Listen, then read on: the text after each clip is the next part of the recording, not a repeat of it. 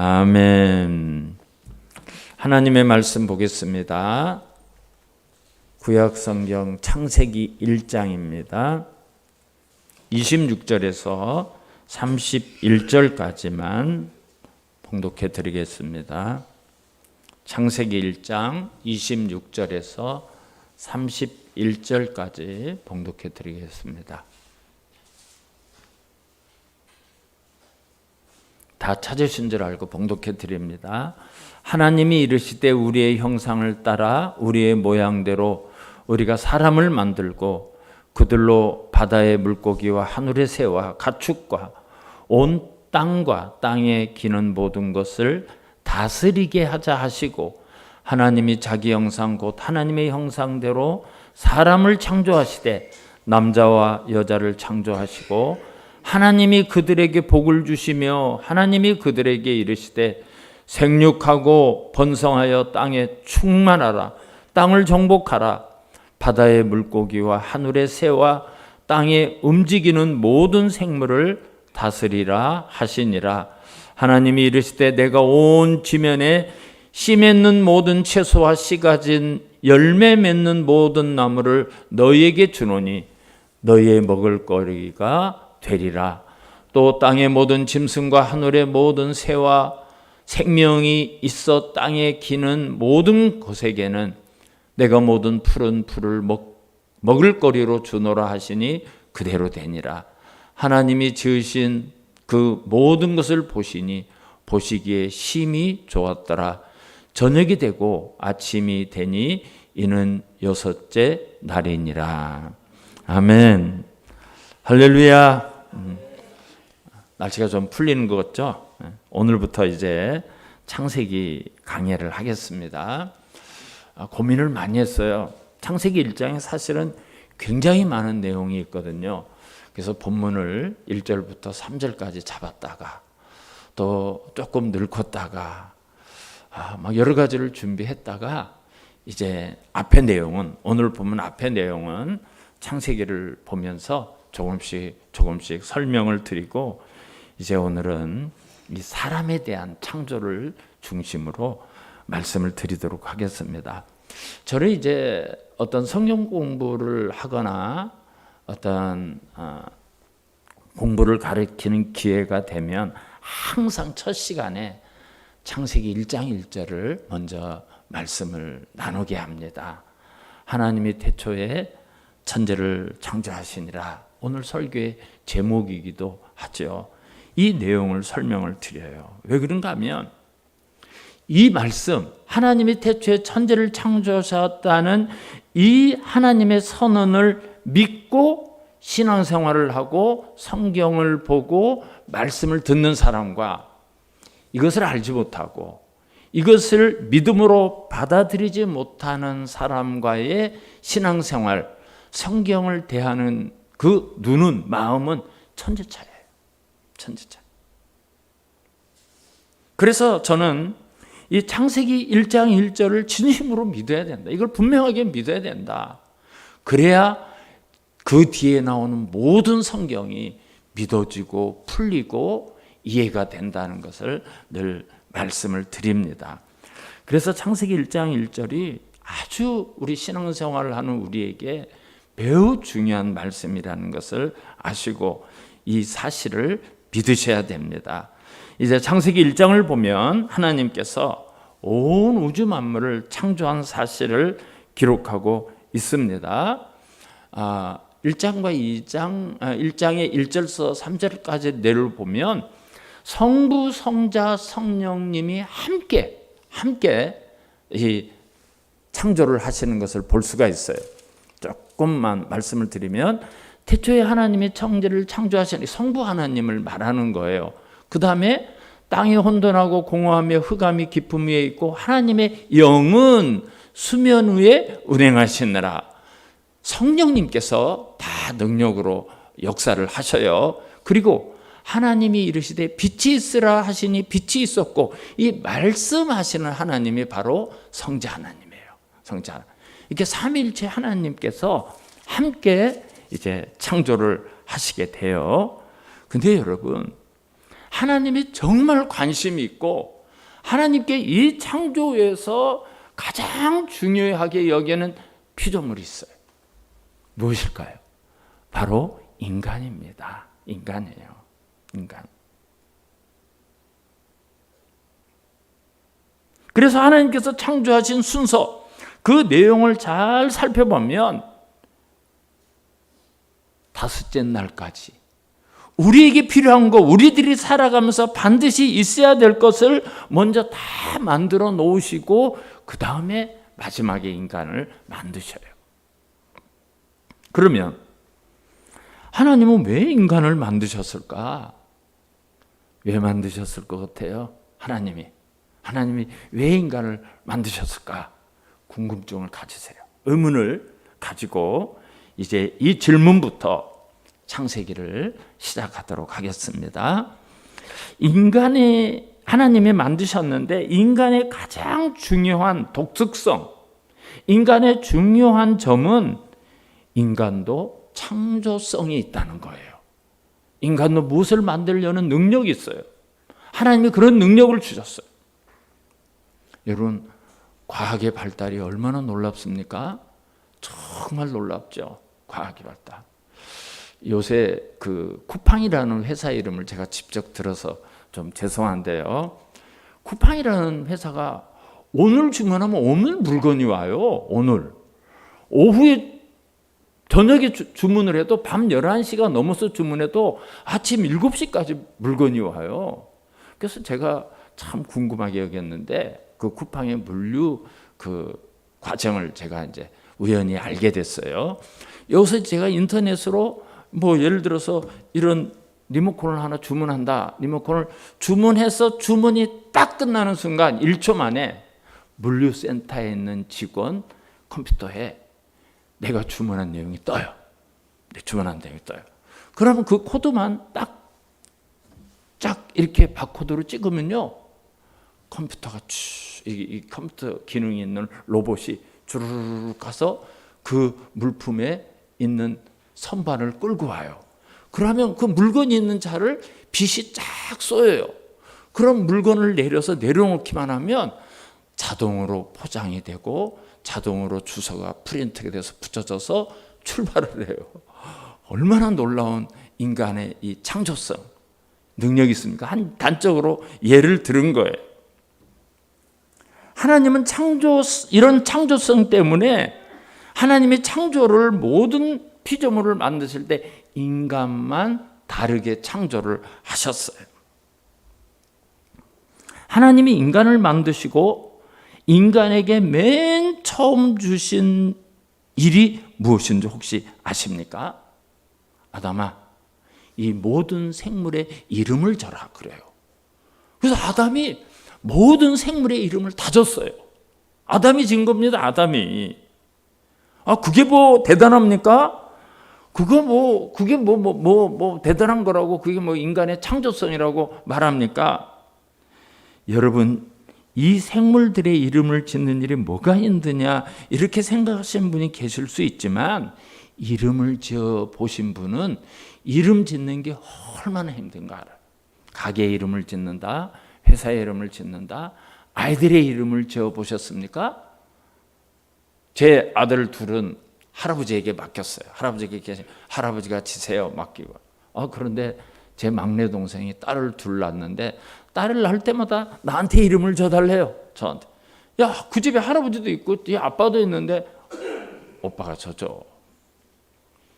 이름을 짓기 위해서 성경을 펴고 옥편을 펴고 사전을 펴고 맨날 며칠을 고민해가지고 정말 출생신고할 때가 다 돼가지고 이름을 쳤어요. 지금 제가 제 조카들을 보면 미안해요. 이쁜 이름도 아니고 부르기 좋은 이름도 아니고 아이들 볼 때마다 미안해. 그게 인간의 실력이에요, 여러분. 인간의 실력이에요. 그 일이 얼마나 힘든지 몰라요. 그래서 저는 이름 짓는다는 일이 엄청 힘든 일이라는 것을 체험을 했어요. 근데 아담은 모든 생물의 이름을 다 줬어요. 저건 코끼리, 저건 사자, 저건 사슴, 토끼. 모든 이름을 다 줬어요. 그러나 하나님께서 인간에게 주신 창조적인 능력은요, 결코 이름 짓는 일 정도가 아니에요.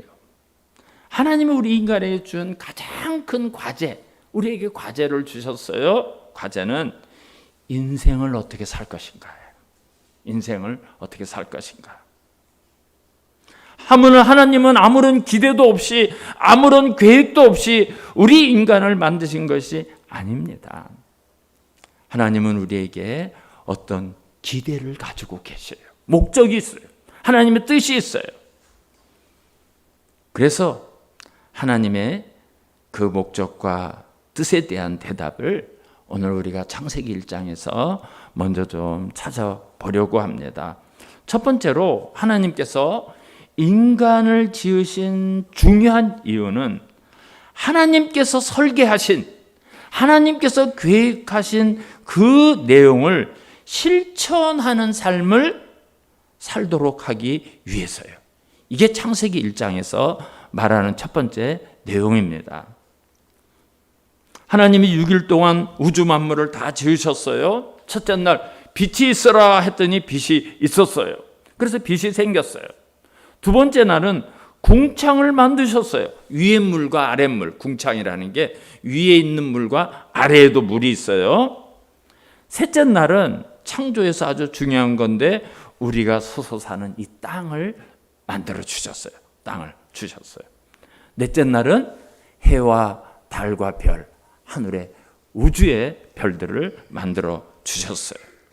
다섯째 날은 아랫물에 새와 물고기를 만들어 주셨어요. 그리고 마지막 날에 짐승을 만들고 여섯째 날에 인간을 만들어 주셨어요.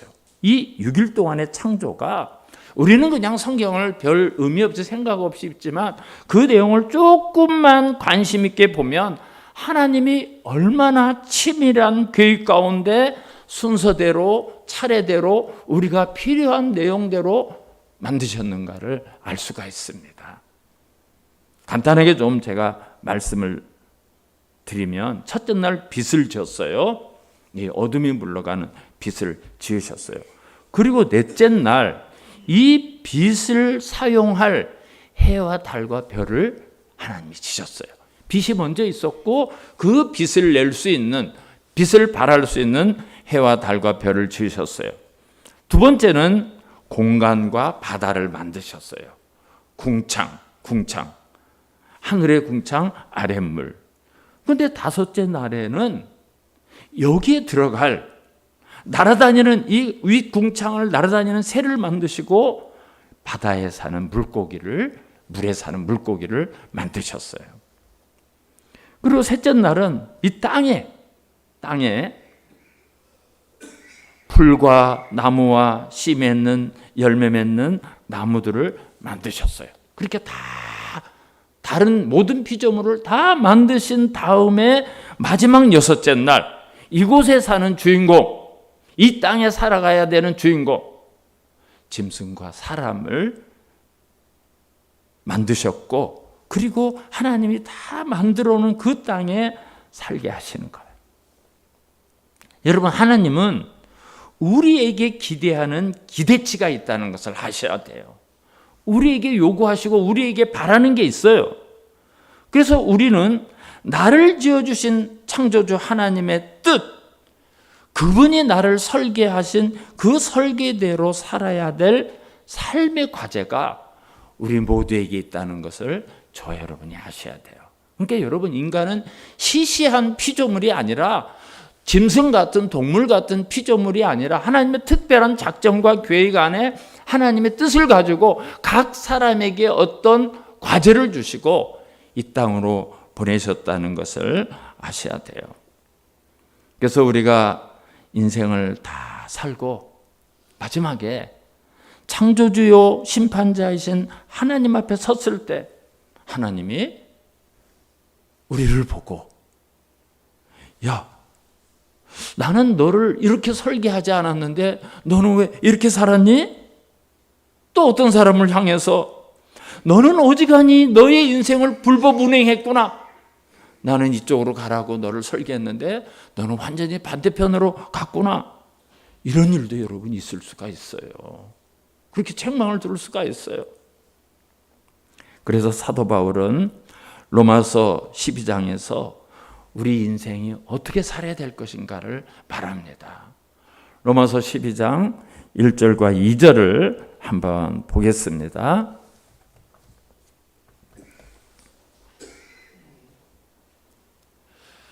그러므로 형제들아, 내가 하나님의 모든 자비하심으로 너희를 권하는 너희 몸을 하나님이 기뻐하시는 거룩한 산 제물로 드리라. 이는 너희가 드릴 영적 예배니라. 그랬고요. 2절을 보면 너희는 이 세대를 본받지 말고 오직 마음을 새롭게 함으로 변화를 받아 하나님의 선하시고 기뻐하시고 온전하신 뜻이 무엇인지 분별하도록 하라 그랬어요. 뭐라고요? 하나님의 선하시고 하나님이 기뻐하시는 온전하신 뜻이 무엇인가? 그걸 우리가 분별할 수 있어야 돼요. 그걸 찾아야 된다는 말이에요. 그걸 붙들고 그걸 담고 살아야 된다는 거예요. 여러분, 하나님의 뜻을 분별하고 하나님의 계획을 분별하는 것이 우리 인생에서 매우 중요해야 돼요.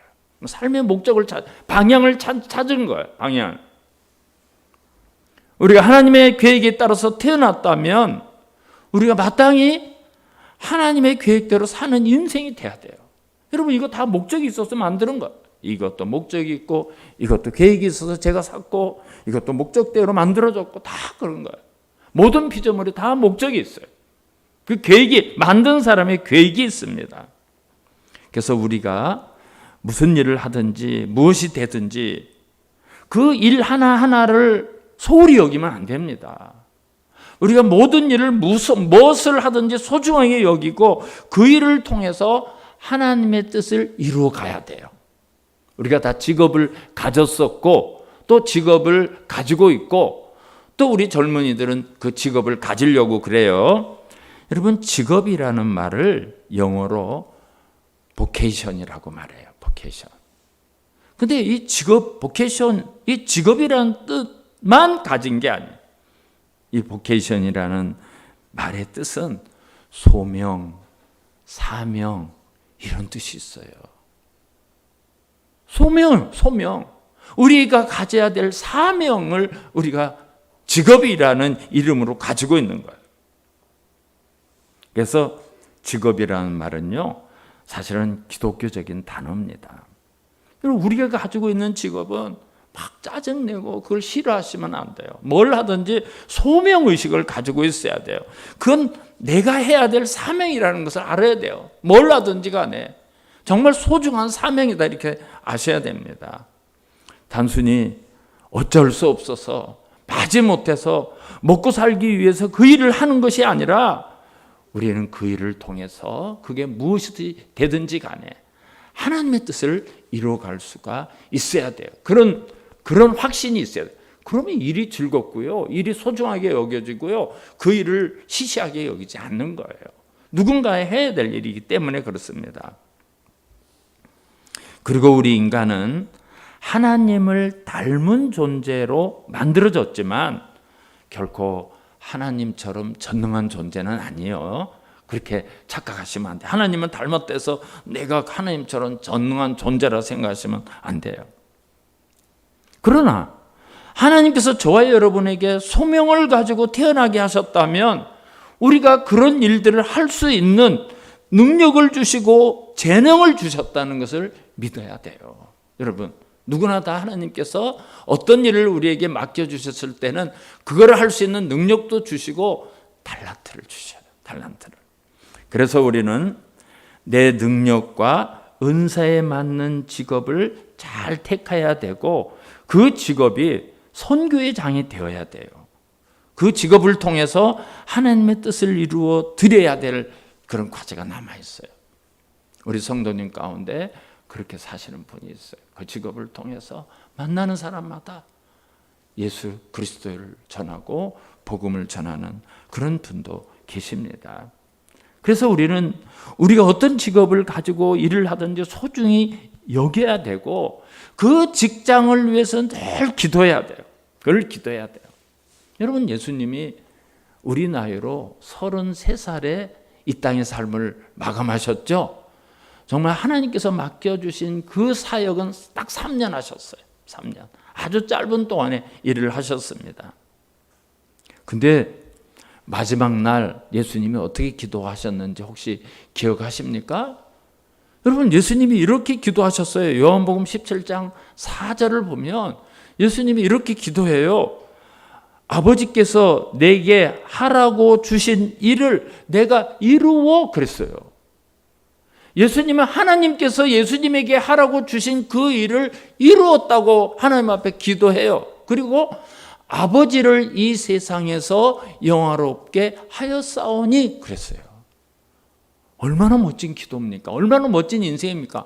하나님이 나에게 하라고 하신 일을 내가 했고 하나님의 이 세상에서 하나님을 영화롭게 했습니다. 마지막 날, 그 전날 예수님은 하나님 앞에 이런 기도를 드립니다. 사랑하는 성도 여러분, 우리도 마지막에 이런 기도를 드릴 수가 있어야 돼요. 내 삶을 마감하는 그 마지막 날, 이제 내가 내 인생이 끝난다 할 때 하나님 앞에 어떤 기도를 드리시겠어요? 면목 없습니다. 그저 죄송합니다. 드릴 말씀이 없습니다. 그런 기도보다는 예수님처럼 아버지께서 내가 하라고 주신 일을 내가 했고 아버지를 이 세상에서 영화롭게 하였습니다. 이런 멋진 기도를 드리시는 그런 인생이 되시기를 주님의 이름으로 축원합니다. 여러분, 그렇게 기도를 드리시면 좋겠어요. 우리가 두 번째로는 하나님이 인간을 지으시면서 기대하시는 것은 우리가 매일매일 점점 하나님의 형상을 닮아가시기를 원해요. 여러분, 우리가 하나님의 형상을 따라 하나님의 형상대로 지었다 그랬어요. 오늘 본문 26절하고 27절을 다시 한번 확인해 볼까요? 26절, 27절. 하나님이 이르시되 우리의 형상을 따라, 여기 하나님이 왜 우리라고 했죠? 성부, 성자, 성령 하나님이 지금 함께 말씀하시는데 성부, 성자, 성령을 우리가 닮도록 우리의 형상을 따라 우리의 모양대로 우리가 사람을 만들고 그들로 바다의 물고기와 하늘의 새와 가축과 온 땅과 땅에 기는 모든 것을 다스리게 하자 하시고 하나님이 자기 형상 곧 하나님의 형상대로 사람을 창조하시되 남자와 여자를 창조하시고 그랬어요. 창세기니까 반복해서 강조하는 사실이 있어요. 우리 인간은 하나님의 형상을 따라서 지어졌다는 거예요. 여러분, 그러니까 인간은요, 다른 피조물과 달라요. 어떤 동물이, 어떤 생물이 하나님의 형상대로 지은 게 있고 하나님의 모양대로 지은 게 있습니까? 하나님의 성품을 가지고 만들어진 게 있습니까? 사람만 유일하게 그래요. 사람만, 인간만. 인간은 분명하게 성경에서 반복해서 하나님의 형상대로, 하나님의 모양대로 지어졌다고 말씀하고 있어요. 이것이 우리가 동물이 될 수 없고 동물이 인간이 될 수 없는 이유예요. 모든 만물의 창조와 인간은 완전히 구별됩니다. 창세기 1장을 보면요, 반복해서 나타나는 단어 하나가 있는데요, 그것은 그 종류대로예요. 그 종류대로 동물을 만들고 그 종류대로 가축을 만들고 그 종류대로 땅에 기는 것을 만들고 그 종류대로 하늘을 나는 새를 만들고, 여러분, 이렇게 종류대로 하나님이 창조했다고 성경은 분명하게 말해요. 근데 이것이 사람에게 오면 달라져요. 사람을 종류대로 만들었다 그러지 않습니다. 하나님은 사람을 하나님의 모양과 하나님의 형상대로 그렇게 만드셨어요. 사람이 얼마나 존귀한가를 아셔야 돼요. 우리 아이들이 학교 가면 창조에 대해서 배워요. 미국에는 창조론도 가르치고 진화론도 가르치는데 우리나라는 진화론만 가르쳐요. 진화론만. 그러니까 믿음이 좋은 아이들이 막 헷갈려요. 무슨 아메바 이 단세포가 어떻게 자라가지고 그것이 물고기가 되고 그게 자라서 동물이 되고 그렇게 원숭이까지 왔고 원숭이가 변해서 사람이 됐다. 말도 안 되는 허구. 아이들이 그걸 보면 막 헷갈리는 거예요. 여러분, 진화론을 주장하는 사람들은 정말 게으른 사람들이고 무식한 사람들이에요. 낯 놓고 기억자도 모르는 사람들이에요. 어떻게 우리 조상이 동물이고 원숭이입니까? 그 인간 모독이고 신성 모독입니다. 걔들이 주장하는 것은 현미경으로나 볼 수 있는 그런 단세포 하나, 아메바 같은 것이 꾸불꾸불 돌아다니다가 어떻게 해서 그것이 조금 커지고 그것이 또 물고기가 돼서 돌아다니다 그것이 육지로 올라와서 뭐가 되고 여러분, 허구요. 거기에 대한 증거는 단 하나도 없습니다. 그렇게 되지 않았을까? 그렇게 생각하는 것이 마치 정설처럼 굳어지고 거기에 대해서 어떤 증명도 하지 못하고 하려고도 하지 않아요.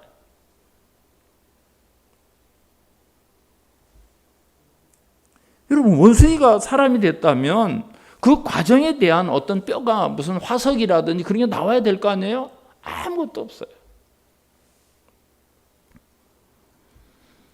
진화론은 거짓이고요. 정말 무식한 주장이에요. 과학적인 증거도 아무것도 없어요. 이제 뒤에 말씀을 드리겠지만, 목사님은 우리 인구가 몇 억이, 이 땅에 나이가 몇 억이 됐다 하고 몇백만 년 전에 만들어진 게 있다고 하던데 그건 뭡니까? 그거는 노아 홍수 때문에 그렇게 된 거예요. 그때 가서 말씀을 드리겠습니다.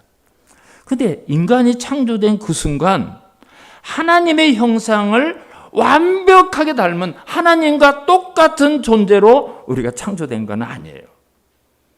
하나님의 형상을 따라서 지었다는 것은 하나님의 형상을 담기 위한 시작, 그런 성품이 우리에게 조금 주어져서 점점 그것을 바라면서 살게 지어졌다는 거예요.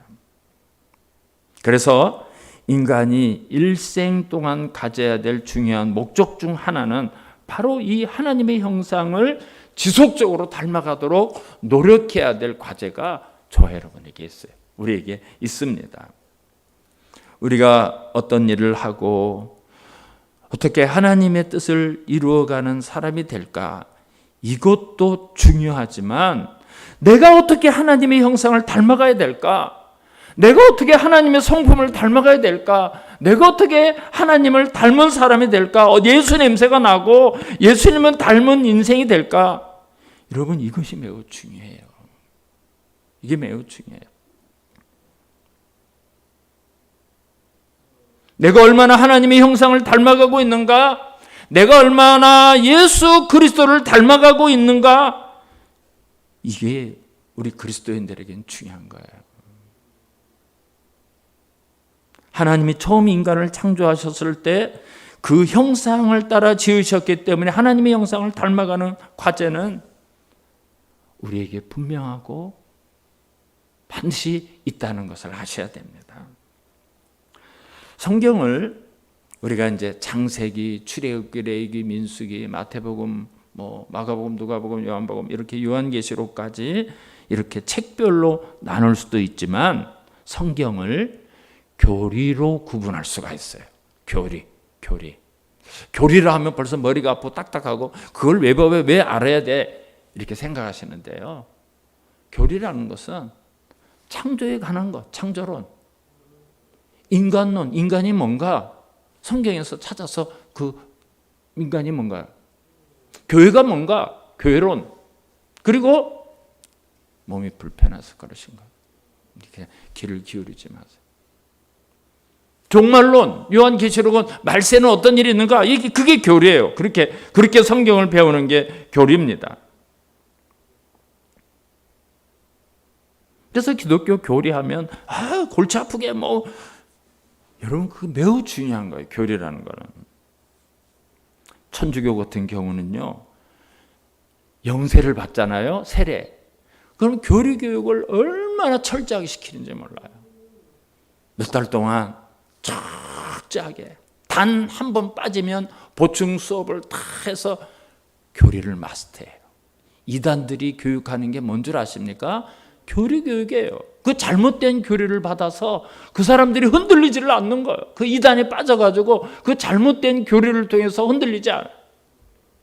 왜 그리스도인들이 이단에 펑펑 넘어갑니까? 왜 엉뚱한 데 가서 머리를 조아리고 거기로 빠져들어갑니까? 교리적으로 성경에 대한 지식이 없기 때문에 구분을 못하는 거예요. 구분을. 근데 교리를 배운 사람들은요, 엉뚱한 이야기를 들으면 딱 구분해요. 아, 이건 이단이고 이건 잘못된 거고 뭐가 틀렸고. 여러분, 우리 기독교의 중요한 교리 가운데 인간에 대한, 하나님의 형상으로 만든 인간에 대해서 4가지 교류가 있어요. 교리가. 그걸 좀 기억하셔야 돼요. 첫째는 창조의 교리, 타락의 교리, 구원의 교리, 종말 교리, 이 4가지가 다 하나님의 형상대로 만든 인간에 관한 교리입니다. 첫째로, 하나님이 인간을 처음 창조하셨을 때 어떤 형상으로 만드셨죠? 하나님의 형상으로 만들어서, 이게 창조의 교리예요. 그거를 분명하게 알면 사람이 동물이 아니고 동물과 사람이 어떻게 다른 걸 분명히 아는 거예요. 이 창조의 교리를 알아야 돼요. 그리고 두 번째로, 인간이 타락했어요. 하나님의 형상이 망가졌어요. 타락의 교리예요. 다음 시간에 이 타락에 관해서 말씀을 드릴 거예요. 죄 때문에 하나님의 형상을 받은 인간이, 거룩하게 지음을 받은 인간이 망했어요. 파괴되었어요. 이게 타락의 교리예요. 그런데 우리가 예수 그리스도를 영접했을 때 성령님이 우리 안에 오셔서 우리 안에서 역사하기 시작함으로 하나님의 형상이 점점 회복되기 시작해요. 이게 구원론, 구속의 교리예요. 이게 구원론. 그리고 여러분, 모든 사람은 마지막 종말이 와요. 종말이 있습니다. 이 세상에 종말이 있어요. 요한계시록을 보면 막 무서워하는 사람이 있어요. 거기 막 환란이 나오고 이런 환란 저런 환란, 아 무서워. 종말이 무섭고 공포스럽고. 여러분, 종말은 우리의 소망이 이루어지는 거예요. 그런 것만 보시면 안 돼요. 우리의 소망. 예수님이 다시 온다는 것은 이 세상의 눈물과 고통과 슬픔과 아픔이 다 끝난다는 거예요. 다 끝난다. 이제는 영원한 영광 속에서 새날이 시작되는 거예요. 축복의 소망이 종말 교리예요. 종말을 비극적으로 공포스러운 일로 몰고 가는 교회들이 있어요. 그것만 강조하는 사람이 있어요. 잘못된 거예요. 여러분, 재림의 주가 오시면 우리의 소망이 이루어지는 거예요. 우리의 모든 것이 새로워지는 거예요. 말씀이 이루어지는 거예요. 주님이 다시 오시는 날 가장 놀라운 일은 우리가 주님의 모습이 변화되고 닮아진 상태로 새롭게 된다는 겁니다.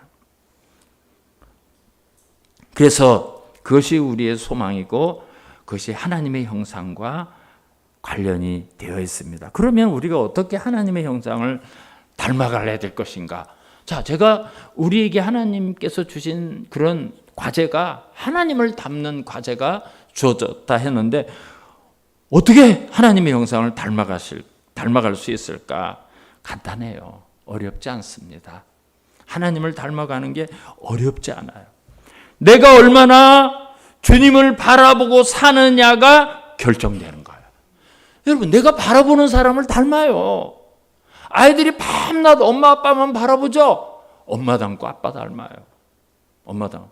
그 DNA를 가지고 태어났지만 걸음걸이부터 말하고 습관, 엄마를 닮고 아빠를 닮아. 우리도 그 DNA를 가지고 태어났잖아요. 하나님의 형상.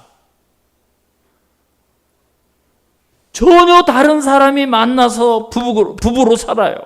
근데 나중에 보면요, 그 부부가 희한하게 부부가 닮아있죠? 닮았어요. 닮았어. 생각도. 그렇고 벌써 남편이 생각하면 아내도 알고 그 생각을 하고요. 그리고 뭐 하고자 하는 것도 닮아져 있어요. 교회도 그래요. 교회마다 개성이 있어요. 교회마다. 교인들도 서로 닮아가요. 그 교회 좋은 전통이 막 닮아가고요. 어떤 교회는 참 안 좋은 전통이 있는데요. 대를 이어서 그 안 좋은 전통이 계속 나타나더라고요. 참 희한해요. 교회도 그래. 그렇다면 우리가 주님을 바라보면 어떻게 되겠습니까? 주님을 닮아요. 주님을. 여러분, 이거 제 이야기가 아니에요. 히브리서 12장 2절을 한번 보겠습니다. 히브리서는 히브리인들에게 쓴 성경인데요. 히브리서 12장 2절을 보면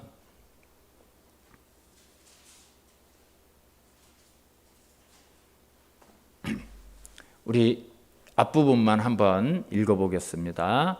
시작. 믿음의 주요 또 온전하게 하시는 이인 예수를 바라보자. 거기까지만 바라보자.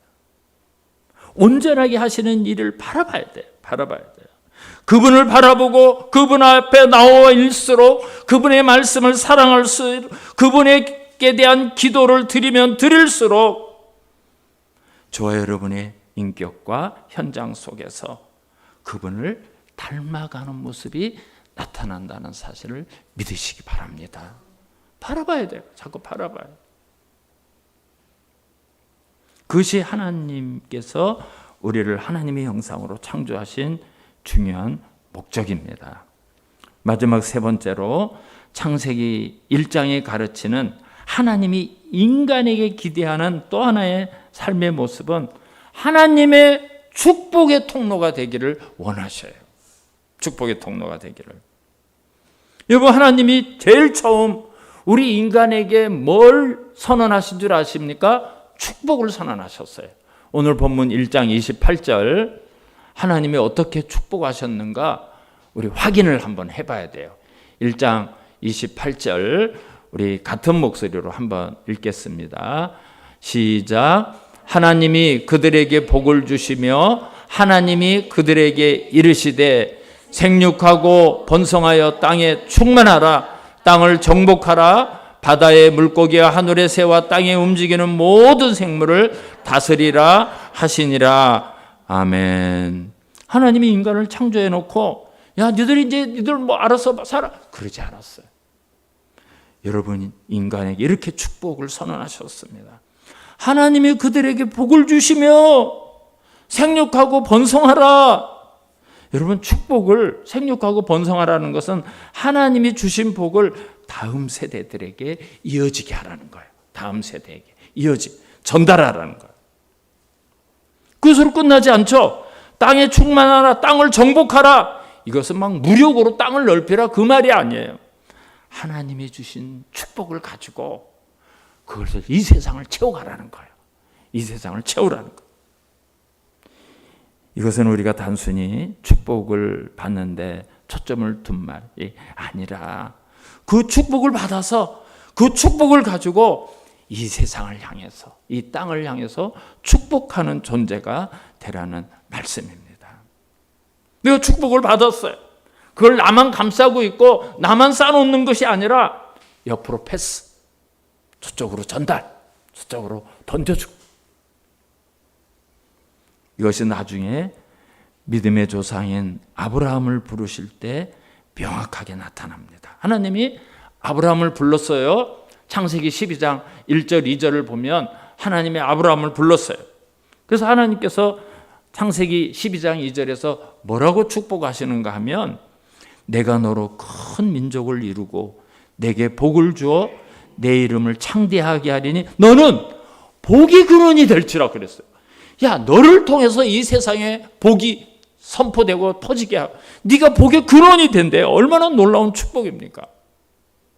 여러분 예수님께서도 이렇게 말씀하셨어요. 아버지께서 나를 보내신 것 같이 나도 너희를 세상에 보내었고.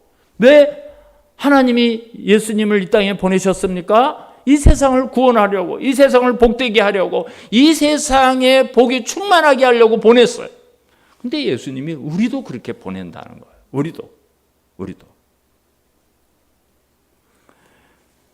이 땅에 한 생명도 아무런 의미 없이 보내준 사람은 아무도 없습니다. 우리는 이 땅에서 할 일이 있어요. 그것은 이 땅에 축복을 남기는 거예요. 우리 자식들에게, 우리 이웃에게 우리 축복을 남겨야 돼요. 창세기 6장은 노아 시대의 홍수 심판에 관한 내용인데요. 너무나 이 세상에 죄악이 가득해서 하나님이 그 시대를 심판했어요. 막 물로 다 쓸었어요. 막 홍수가 끝났어요. 이제 홍수가 끝난 후에 새로운 하늘, 새로운 땅, 새로운 세계가 다시 시작이 됩니다. 그때 하나님이요, 창세기 1장에서 하신 말씀하고 똑같은 말씀을 해요. 창세기 9장 1절을 보시면 창세기 1장과 똑같아요.